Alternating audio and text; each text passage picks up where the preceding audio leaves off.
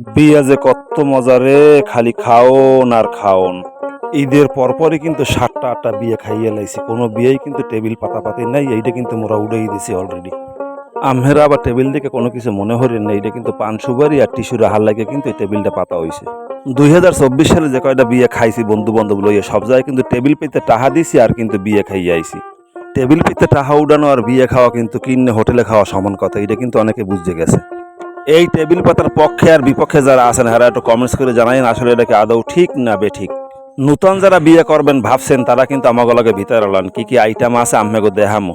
বর্তমান দিনক্ষণে তো দেখতে পাইতেছে বিয়ের আলাপ আলোচনা করা কিন্তু একেবারে সহজ, একটা বিয়ে উঠানো কিন্তু অনেক কঠিন হয়ে দাঁড়াইছে। দাদরা এই কথা কিন্তু মনের ভুলেও কেউ কইবেন না, বিয়ে খাইতে আইয়ে যে খাইতে পারেন না আম্মের দোষ, এটা কিন্তু বিয়ে লাগো কিন্তু কোনো দোষ না। শেষমেশ খাওয়াটা কিন্তু মোরা শুরু হইতে দিছি। আইটেম ডাললে গরু, আর আছে ছাগল, আর আছে রোস্ট, তারপর গিয়ে হইলো দধি মিষ্টি, তারপর পানি, আরো অনেক কিছু খাবার মধ্যে তালিকায় ছিল। যা খাইতে পারছি খাইছি।